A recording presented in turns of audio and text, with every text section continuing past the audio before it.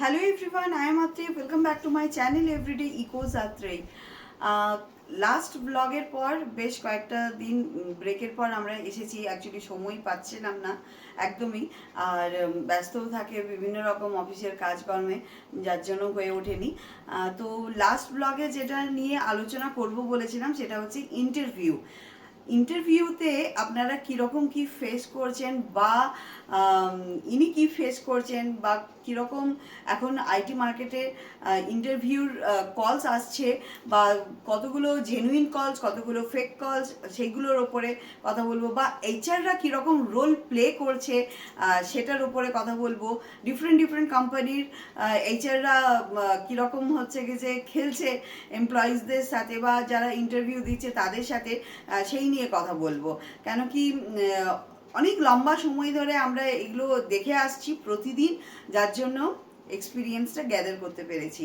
আচ্ছা, লাস্ট ব্লগে একজন লিখেছিলেন অমিতাভ বন্দ্যোপাধ্যায়, বলেছিলেন যে অ্যাবসলিউটলি নেক্সট ব্লগের জন্য আমি ওয়েট করছি, কারণ আমার লাইফেও সেম প্রবলেম উনি ফেস করেছেন, এবং সেটা এনারটা শুনতে চাইছেন, তাই আপনারটাও আমি শুনবো। তো এবার বলো তোমার ইন্টারভিউ এক্সপিরিয়েন্স কেমন কি। প্রথমে নমস্কার সবাইকে। বেসিক্যালি যে আমি লাস্ট ব্লগটা আমরা ছেড়েছিলাম এই পয়েন্টে কি যে আমাদের এখন কারেন্ট মার্কেটে ইন্টারভিউ এক্সপিরিয়েন্সগুলো কীভাবে হচ্ছে। তো বেসিক্যালি আমি কিছু পয়েন্ট অ্যাকচুয়ালি মোবাইলের মধ্যে নোট করেছিলাম, আমার কেন মনে হয় অনেকগুলো পয়েন্ট হয়তো বলে যাবো, তাই নোটের নাম্বার ওইগুলোকে নোট করে একসাথে বলে যাবো এক এক করে। ঠিক আছে, তো বেসিক্যালি এখনকার যে মার্কেট চলছে, মানে একদিকে থেকে তো যা লে অফ হচ্ছে, রাইট। তাছাড়া আমি বলেছিলাম লাস্ট ব্লগের মধ্যে যে অনেক সিলেক্টিভ হায়ারিং হচ্ছে, তারপরে নানা রকমের স্কিলস একটা পার্টিকুলার রিসোর্সের কাছে ওরা এক্সপেক্ট করছে কি সব কিছু one man show kind of thing, বা বলতে পারেন যে একটা একটা IT department with different skills একটা মানুষের মধ্যেই খুঁজছে সবাই। তো বেসিক্যালি আমরা সবসময় ভাবি যে ব্যাঙ্গালোরে প্রচুর কোম্পানি রয়েছে, স্টার্ট আপস রয়েছে, জিসিসিস রয়েছে, তো অপরচুনিটি হতেই হবে। কিন্তু এখনকার কারেন্ট ট্রেন্ডে যা দেখছি আমরা মানে বেসিক্যালি যে মানে হায়ারিং তো সিলেক্টিভ আছেই, তাছাড়া মানে ঘোস্টিং ব্যাপারটা খুব বেশি অ্যাকচুয়ালি ইন্টারভিউর মধ্যে। মানে প্রথমে তো কল, মানে আমরা যতই অ্যাপ্লাই করে যাচ্ছি, মানে N number of companies apply করলেও হয়তো মানে গুণাগুন্তি কল।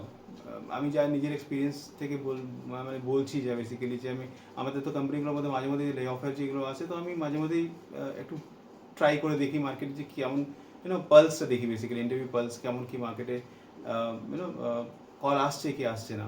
তো সেই জন্য আমি বেসিক্যালি কী করলাম যে প্রথমে তো এখন যা হচ্ছে যে এআই টুলস দিয়ে করেই ফিল্টার হয় বেসিক্যালি। মানে হয়তো কেউ ট্যালেন্ট অ্যাকুইজিশন বা এইচআর থেকে যে স্ক্রিনিং লাগে, মানে যে হিউম্যান স্ক্রিনিং হতো, সেগুলো আবার এআই টুলস দিয়ে হচ্ছে। অনেকগুলো কোম্পানি আছে যারা এই ধরনের, মানে 8fold আছে, তাছাড়া আর অনেকগুলো কোম্পানি আছে যারা এআই টুলস মাধ্যমে এগুলো ফিল্টার আউট করছে। আর এটিএস স্কোর, তো basically that is very important. ATS score বলে 80 থেকে উপরে হলেই মানে শর্ট লিস্ট হবে আর কি।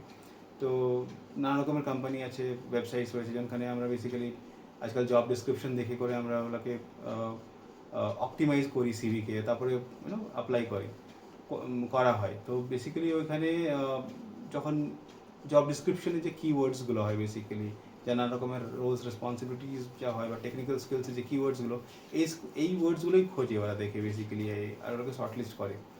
তো এটা ধরো কলের পার্ট। আমরা যে ভাবি ব্যাঙ্গালোরে ভালো একটা এক্সপিরিয়েন্স বা decent experience with good skills হলেই হয়তো আমরা জব পেয়ে যাব, কিন্তু এই মুহূর্তে এই যে সিচুয়েশন চলছে এখানে বেশিরভাগই আমরা যা দেখছি যে অ্যাকচুয়াল যে কলসগুলোর থেকে ঘোস্টিং বেশি হচ্ছে অ্যাকচুয়ালি। মানে যে আমরা দেখছি জব রিকোয়ারমেন্টগুলো লিঙ্কডইন বা নকরি বা নানা রকমের যে জব পোর্টালস, এগুলোতে বেশিরভাগেরই জবগুলো অ্যাকচুয়ালি হয়তো ওগুলো এক্সিস্ট করেই না। ওগুলো মোর দেন 50%গুলো অ্যাডভার্টিজমেন্টের পারপাসে রয়েছে, বা কোম্পানি নিজের গ্রোথ পাথটাকে দেখাবার জন্য এসব করছে, বা একটা স্কিলসের মানে একটা হয় ডেটাবেস তৈরি করছে হয়তো ফিউচারের জন্য, কিন্তু অ্যাকচুয়াল হায়ারিংটা হচ্ছে না। সেই এক্সপিরিয়েন্স লিঙ্কডইন থেকে শুরু করে বিভিন্ন রকম প্ল্যাটফর্মে প্রচুর হচ্ছে কি যে জব রিকোয়ারমেন্টসগুলো দেখতে পাবেন, কিন্তু সেগুলো সবকটাই অ্যাক্টিভ নয়। তো দুটো পার্ট হচ্ছে হায়ারিং এর। একটা হচ্ছে তো below 10 years and above 10 years। So তো বিলো 10 ইয়ার্সের মার্কেটটা ভালোই আছে মোটামুটি, কল আসছে, যারা অ্যাপ্লাই করছে ওরা কল পেয়ে যাচ্ছে, বা হায়ারিংটাও হচ্ছে ওদের। বাট 10+ ইয়ার্সের জন্য ডেফিনেটলি মার্কেটটা খুব টাফ, খুব নিশ স্কিল সেট চাই, কম্বিনেশন অফ স্কিলস ওরা দেখতে চাইছে ওরা।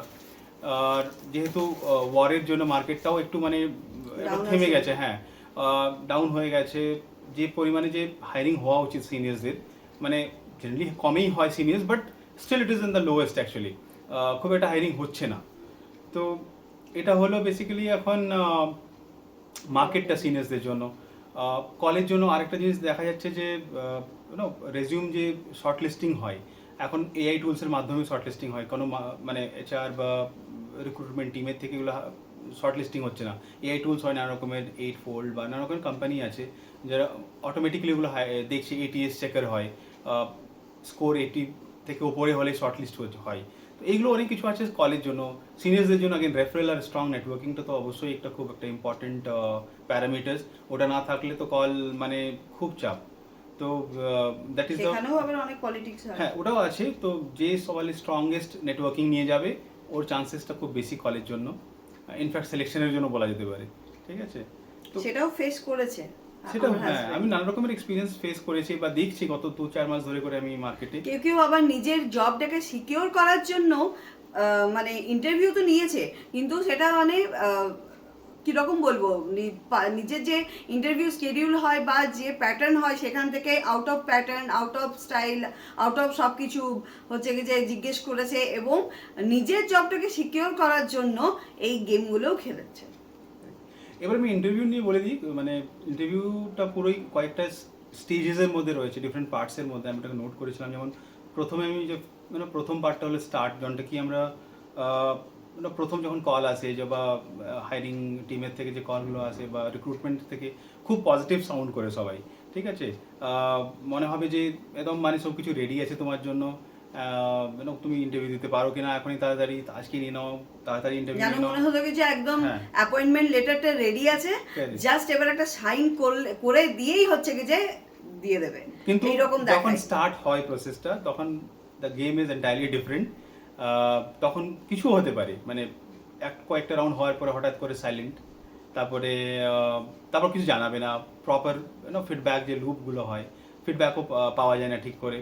আপনি যখন কোয়েরি করবেন তখন হয়তো আপনি জানতে পারবেন কি যে আপনার ফ্লগুলো কি, বা আপনাকে তখন বলবে কি যে না অ্যাকচুয়ালি ডকুমেন্টটা ম্যাচ হলো না।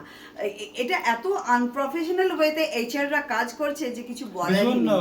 মানে একটা জিনিস দেখেছি যে যে রোলসগুলো, যে জব ডিসক্রিপশনস হয় বা রোলগুলো, ওরা ঠিকভাবে ডিফাইনই করছে না, মানে ওরা কি চাইছে আই থিঙ্ক সামটাইম ওরা নিজেই ক্লিয়ার নেই ব্যাপারটা নিয়ে। এইচআর বলে এক, যারা ইন্টারভিউ প্যানেলে আসে তারা জিজ্ঞেস করে আরেক। এক্স্যাক্টলি, এটা হলো বেসিক্যালি স্টার্টিং পয়েন্টটা, যেখানে লট অফ কনফিউশন বলা যেতে পারে। আর সেকেন্ড হচ্ছে যে ইন্টারভিউ মেজ বলি বা লুপটাতে, ওটাতে কি হয় যে স্টার্ট তো হয়ে যায়, হয়তো 4-5টা রাউন্ড হবে, তারপরে দেখা যায় যে খুব একটা স্ট্রাকচার্ড নেই আবার রাউন্ডসগুলো। হয়তো প্রথম রাউন্ডে খুব একটা ডিপ ডাইভ করে দিল টেকনিক্যাল সাইডে, বাট আবার দেখছো সেকেন্ড থার্ড রাউন্ডগুলোতে খুব বেসিক হয়ে গেল বা অফ টপিক হয়ে কিছু একটা চলে গেল, অ্যান্ড শেষ হতে হতে মানে কনফিউশন, খুব একটা কনফিউশন হয়ে যায়। ওদের নিজের মধ্যে একটা কোঅর্ডিনেশন বোঝা যায় না যে ওরা কী চাইছে না চাইছে, যেমন বললাম ক্লিয়ারলি ডিফাইন হয় না। তারপরে আমি এটাও দেখেছি যে রোলগুলোই কয়েক মাস ধরে ওপেনই আছে দেখা যায় লিঙ্কডিনের মধ্যে, রোলটা পাল্টে দেয়, এবার নামটা পাল্টে দেয়, নেম চেঞ্জ করে দেয়, জব ডিসক্রিপশনটা চেঞ্জ হয়ে যায়। কথা থেকে না, ওই যে প্রথমবার আমি ইন্টারভিউ দেওয়ার পরে ওরা কনক্লুডেড কি না ওরা কী চাইছে ওরা ডিসাইডেডই নি বেসিক্যালি। তো পরে গিয়ে ডিসাইড করে আবার রোলটা আবার দেখি চেঞ্জ হয়। আমি এমনও দেখেছি যে প্রোডাক্ট কোম্পানির মধ্যে রোলসগুলো চেঞ্জ হয়ে যায়। তো এটা হলো 5-6 রাউন্ড ইন্টারভিউ হচ্ছে, তারপরে একদম সাইলেন্ট হয়ে যাচ্ছে, তারপর আর কোনো কিছু হচ্ছে রেজাল্ট নেই, কোনো কিছু Exactly. নেই। আর তারপর হয়তো বলে দিল যে প্রজেক্ট ফ্রিজ হয়ে গেছে। আর তাছাড়া কি হয়, সময়ের কোনো ভ্যালু নেই, মানে হ্যাঁ। তোমার আমার যে সময়টা ভ্যালু হবে হ্যাঁ। ওরা ভ্যালু করে না, ওরা জাস্ট মনে হয় ওরা একটা, ওদের একটা কাজ রয়েছে, যেহেতু ওরা দেখাতে হয় নিজের ম্যানেজারের কাছে কি হ্যাঁ আমরাও শর্ট লিস্ট করলাম, 10টা ক্যান্ডিডেট ইন্টারভিউ কনক্লুড করলাম, কিন্তু ওরা না হয় দেখাচ্ছে ওরা সময়টাকে ওখানে ব্যয় করছে, কিন্তু হ্যাঁ। এই মানুষগুলোর তো হচ্ছে কিছু সময়ের দাম আছে। এক্স্যাক্টলি, ওরা ওটাকে একদমই ভ্যালু ওটার করছে কোনো না। value নেই। আর হয়তো কেউ অলরেডি ডিসাইডেডও আছে, হয়তো কোনো রেফারেলে কে নিতে হবে, but just to show that কি হ্যাঁ এতগুলো হ্যাঁ। নাম্বারস ইন্টারভিউ কন্ডাক্ট করা হয়েছে, অ্যান্ড কোনো ফিডব্যাক লোকটা খুব বাজে, কোনো ফিডব্যাক পাওয়া যায় না ওদের কাছ থেকে, ইটস কমপ্লিটলি ব্ল্যাঙ্ক। তো এগুলো একটা ঘোস্টিংয়েরই একটা পার্ট অফ ঘোস্টিং। ইন্টারভিউ যখন নেয় তখন হচ্ছে কি যে স্ক্রিন অফ। তো এবার আমরা থার্ড পার্টটা যেটা বলছিলাম ওটা ঘোস্টিং এর নিয়ে, যে কীভাবে নানা রকমের ঘোস্টিং হয়। এটা তো স্টেজ ওয়ানের থেকেই হচ্ছে ঘোস্টিং। রিকোয়ারমেন্ট ক্ল্যারিটি থাকে না, পজিশনসগুলো ক্লিয়ার থাকে না। আচ্ছা, বাই দ্য ওয়ে যদি শর্টলিস্ট হয়েও যাচ্ছেন ওখানে, তো ইন্টারভিউ সময় অনেকগুলো রেড ফ্ল্যাগস হয় বেসিক্যালি, যেমন হয়তো ক্যামেরা না অন করেই ইন্টারভিউ হচ্ছে।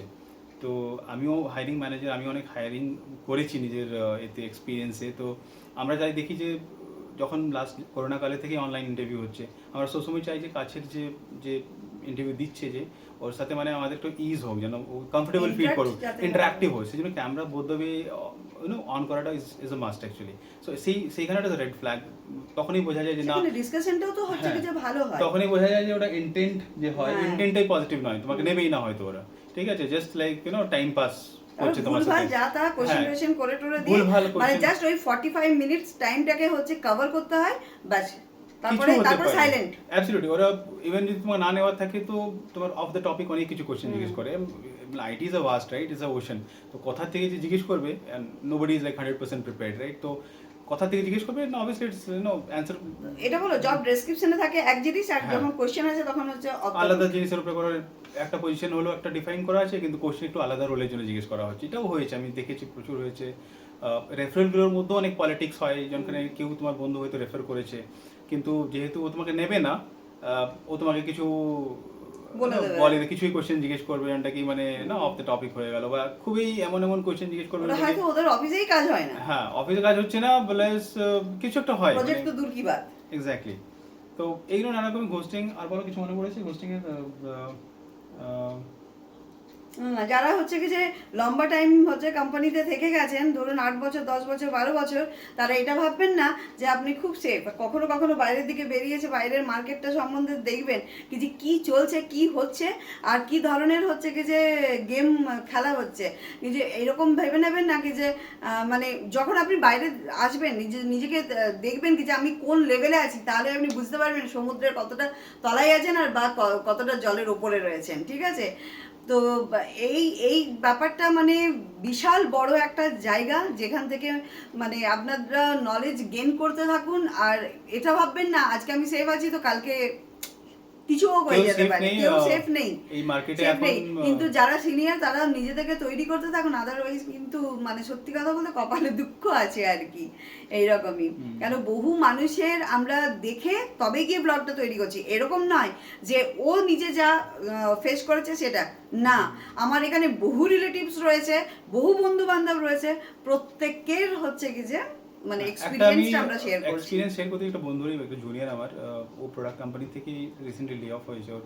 ও একটা কথা শেয়ার করেছিল যে কিভাবে প্রোডাক্টের এক্সপিরিয়েন্স থাকা সত্ত্বেও ওর রেজিউমে শর্টলিস্ট হচ্ছে না, ম্যাচ করে যাচ্ছে পুরো স্কিলস রিকোয়ারমেন্টের সাথে ম্যাচ করছে, কিন্তু কনসাল্টিং বা সার্ভিসেসরা এই বলে করে শর্টলিস্ট করে না যে যেহেতু প্রোডাক্ট কোম্পানি ভালো প্রোডাক্ট কোম্পানিতে কাজ করতো, ও জাস্ট জবটাকে সিকিউর করার জন্য আসছে, তারপরে হয়তো কিছুদিনেও বেরিয়ে যাবে। শুধু এই রিজনের জন্য ও প্রোফাইলটাই শর্টলিস্ট করছে না। এবার এটা সত্যি হতে পারে, নাও পারে। ও হয়তো যা মার্কেট দেখছে, হয়তো স্টেবিলিটির জন্য হয়তো খুঁজছে সার্ভিসেস বা কনসাল্টিং, হয়তো ওখানে থেকে করেই কাজ করবে ও, বাট ওরা শর্টলিস্ট করছে না প্রোফাইলগুলোকে। তো এটাও একটা হলো। আর এবার নেক্সট পার্টটা হচ্ছে বেসিক্যালি মানে যে রিয়ালিটি চেক। এখন মার্কেটে বেসিক্যালি চাইছে সবাই নানা রকমের স্কিলস একটা রিসোর্সের মধ্যে ওরা চাইছে সব কিছু। মানে একটা টেস্টারের মধ্যে মানে ভেবে নিন যে ওকে একটা ডেভেলপমেন্ট সাইডটাও যেন থাকে, একটা অটোমেশন এক্সপার্ট চাক, একটা ডেভঅপস বা অ্যানালিস্ট টাইপের রোল, এগুলো সব কিছুই চাই। মানে basically 1 person in IT department বলতে পারেন। আর কিন্তু যখন পে স্কেলটা চেক করে দেখা যায় এই পার্টিকুলার রোলের সাথে ওটা ম্যাচ করে না আবার, উইচ ইজ লাইক মানে which is basically hurting the most basically, ঠিক আছে। তো এই জিনিসটা আছে, এটা হলো রিয়ালিটি চেক। আর তারপরে প্যাকেজটা যখন দেখে নেয় বা সমস্ত কিছু প্রথমেই একদম আগেই পেপার স্টেপার সব জমা করে দিতে বলবে, কিছু সমস্ত কিছু ডকুমেন্টস সব কিছু জমা করে দাও, তারপরে তোমার ইন্টারভিউ স্টার্ট হবে। কিন্তু জমা তো করে নিল, পেপার সব কিছু নিয়ে নিল, কিন্তু ইন্টারভিউ কিন্তু আর স্টার্ট হয় না। এখন এমন হয়ে গেছে কি অফার লেটার যদি হাতে না আসছে, till that time you don't think that you are hired. আর মানে ইন্টারভিউ কম, আর ফিল্টারিং বেশি হচ্ছে অ্যাকচুয়ালি। ফিল্টারিংটা এত বেশি হয়ে গেছে, টিল দ্য লাস্ট স্টেজ তখন মানে ফিল্টারিং হচ্ছে। তো দ্যাটস হোয়াট। এবার নেক্সটে like the good side that অনেকগুলো কোম্পানি আছে হয়তো যারা নিজের প্রসেসের মতন ইন্টারভিউ করছে, 4-5টা রাউন্ড হোক, একটা ক্লিয়ার প্রসেস হোক, ওরা এক একটা স্টেজেসকে খুব ভালোভাবে ডিফাইন করে দিচ্ছে, ভালোভাবে বলছে ওরা। কিন্তু এই ধরনের এক্সপিরিয়েন্সটা কিন্তু এই রিসেন্ট টাইমে খুব কম, মানে খুব কম হয়েছে, মানে বেশিরভাগই একটা ব্যাড এক্সপিরিয়েন্সেসগুলো বেশি আছে এই রিসেন্ট টাইমের মধ্যে। আর জানুয়ারি, ফেব্রুয়ারি, মার্চ এই 3 মাস কোনো কল ছিল না, নীল। হ্যাঁ, এইগুলো মার্চ তো মাসের তাও হচ্ছে কি যে 15 দিন তবু একটা কলের দেখা পাওয়া গিয়েছিল। এবারে লেসেন্স লার্ন বলা যেতে পারে এইগুলো এক্সপিরিয়েন্সের সাথে আমি কনক্লুড করছি যে লেসেন্স লার্ন এটাই কি একটা কোম্পানির উপরে ডিপেন্ড হওয়ার দরকার নেই, you keep applying and keep moving on, endlessly chase করার কোনো দরকার নেই। যদি কোনো ফিডব্যাক পাচ্ছেন না তো ডোন্ট কিপ চেজিং, মানে বুঝে যান যে you should move on and try with the next. যেহেতু কোম্পানি প্রচুর রয়েছে এখানে, স্টার্ট আপ, জিসিসি বা প্রোডাক্ট সার্ভিস কনসাল্টিং, তো আই থিঙ্ক কিপ ট্রাই করতে থাকুন, ডেফিনেটলি কিছু না কিছু হবে। হ্যাঁ, এই সময়টা একটু খারাপ চলছে, এই জন্য ডিউরেশনটাও একটু লম্বা হচ্ছে, লাইক 3 মান্থস থেকে 6 মান্থস সময় লাগছে ডেফিনেটলি। আর জব থাকতে থাকতেই হচ্ছে কি যে ট্রাই করুন, মানে করাই ভালো। অবশ্যই অবশ্যই, যদি কোথাও একটু হিন্ট পাওয়া যাচ্ছে যে হ্যাঁ, কোনো যদি একটু কোথাও হিন্ট পাওয়া যাচ্ছে, কোম্পানি রিস্ট্রাকচার হবে বা কিছু লে অফের খবর মানে কথা আসছে, তো I think it's better to start searching. হাতে সময় নিয়ে একটু সার্চ করাটাই বেটার, মার্কেটের একটু পালসটা বুঝে করে যে কী চলছে না চলছে, নিজের লাইন থেকে কিভাবে মানে কোন লাইনগুলো মার্কেটে ওপেন আছে, পজিশনসগুলো ওপেন আছে, বা কী ধরনের হায়ারিংগুলো হচ্ছে, সেটা যে আমি তো বলবো মানুষকে যে না চেঞ্জ করলো না, এভরি ইয়ার্স একবার সিভিটা দিয়ে মানুষকে চেক করা উচিত মার্কেটের পালসটা, যে কেমন কীভাবে চলছে না চলছে, 1-2 বছরে যে কী চেঞ্জ হয়ে গেছে। এক দুটো ইন্টারভিউ দিলেই বোঝা যায় যে হ্যাঁ, মানে মার্কেট কোথাতে কোথায় মানে মুভ করে গেছে, কী কী টেকনোলজি আপনি নতুন কোথায় আছেন। আপনি কোথায় আছেন, আর কীভাবে ওটাকে আপস্কিল নেক্সট স্টেপটা মানে নিতে হয়তো সুবিধা হবে। It's must actually. আর সো এগুলো হলো ওভারঅল একটা এক্সপিরিয়েন্স রয়েছে। আমার পার্সোনাল এক্সপিরিয়েন্স এটাই বলছে যে অনেক কোম্পানি এখন এমন হচ্ছে যে, মানে ভালো ভালো কোম্পানি বলছি যারা সার্ভিসেস কনসাল্টিংয়ে নাম করা কোম্পানি, ওরাও ঘোস্টিং করে, মানে প্রপার ইন্টারভিউ নিচ্ছে, কোথাও কোনো ফেক মনে হবে না, document uploads, congratulations mail, and then back out করে যাচ্ছে। এটা আমার সাথে প্রায় 1-2টো কোম্পানি হয়েছে। অনেক কোম্পানিতে ফাইনাল স্টেজে গিয়ে করেও তারপরে কিছু জানায়নি ওরা, মানে ঠিক ফিডব্যাকটা পাওয়া যায়নি, প্রপার ফিডব্যাক। তো রোলসের ক্ল্যারিটিগুলো যে বললাম জিনিসটা, এগুলো দেখতে পাওয়া গেছে।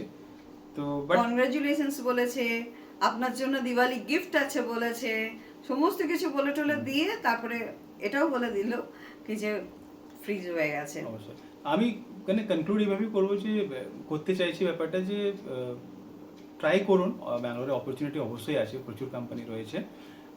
সিনিয়রসদের জন্য তো অবশ্যই আমরা লাস্ট ব্লগও বলেছিলাম যে 35+ পরের থেকেই একটা side source of income is very, it's mandatory.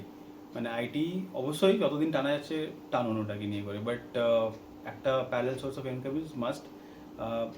কেন এত হেকটিক শেডিউলের মধ্যে দুটো কথা হয়, এদের তোমার শরীর তোমার সাপোর্ট করবে না, হেলথটা সাপোর্ট করবে না, ইদার দ্য প্রেশার অফ লে অফস অর রিস্ট্রাকচারিং অর এই যে এআই লে অফসগুলো হচ্ছে, কিছু একটা হিট করতে পারে কোনো সময়। কারোর সাথে কেউ সেফ নয় এখানে, যা আমি বুঝতে পেরেছি। এখন ঠিক আছে, নেক্সট 3 মাস 6 মাসে কী হবে, আলাদা ল্যান্ডস্কেপ কী চেঞ্জ হচ্ছে আইটিতে আমরা দেখছি সবাই, রাইট? তো ট্রাই করে যান, ডেফিনেটলি কিছু না কিছু হবে, যতদিন টানা যেতে পারে টানুন, আর সাথে একটা প্যারালাল সোর্স অফ ইনকামটাও ইজ ম্যান্ডেটরি।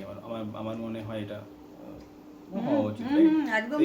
আমার হাজবেন্ড যে কোম্পানিতে রয়েছে, মানে যখন জব হলো আর কি, 1 মাস 11 দিন না 1 মাস 13 দিন ধরে ইন্টারভিউ দিয়েছে, 9টা রাউন্ড ক্লিয়ার করার পর হচ্ছে মানে জব স্যাংগুইন হলো, অ্যাপয়েন্টমেন্ট লেটার এলো, সমস্ত কিছু হলো। তো আমার বলার বক্তব্য কি যে তুমি যা ইন্টারভিউ দিলে, যা পড়লে, এত পড়াশুনো, এত কিছু করে ক্লিয়ার করলে, তো সেইগুলোর ওপর কাজ করছো এখন? কাজ হয় না, ওরা কিছু যেমন হয় কি, ওরা টেকনিক্যাল প্লাস বিহেভিয়ারাল বা ম্যানেজারিয়াল হয়, তো ওগুলো চেক করে প্রত্যেকটা রাউন্ডে, লিডারশিপের কিছু কোয়ালিটি চেক করতে চাই, তো ওই ধরনের ওরা একটা বলে না কিছু স্টার ফর্ম্যাটে কোয়েশ্চেন জিজ্ঞেস, সিচুয়েশন বেসড কোয়েশ্চেন জিজ্ঞেস করে যে তুমি কী ধরনের লিডারশিপ স্কিলসটাকে ইউজ করে ওই প্রবলেমটাকে সলভ করলে, বা টেকনিক্যাল সাইডটাও ওরা দেখতে চাই, কিছু মানে ক্রাইটেরিয়াতে চেক করে যে তুমি সবাই মোস্ট চ্যালেঞ্জিং সিচুয়েশন কোথায় ফেস করেছিলে, কীভাবে তোমার কী অ্যাকশন ছিল আর কি আউটকাম এলো। তো ওরা বেসিক্যালি ওরা চেক করে দেখে যে তোমার এক্সপিরিয়েন্স রয়েছে কিনা, ওদের কাজটার সাথে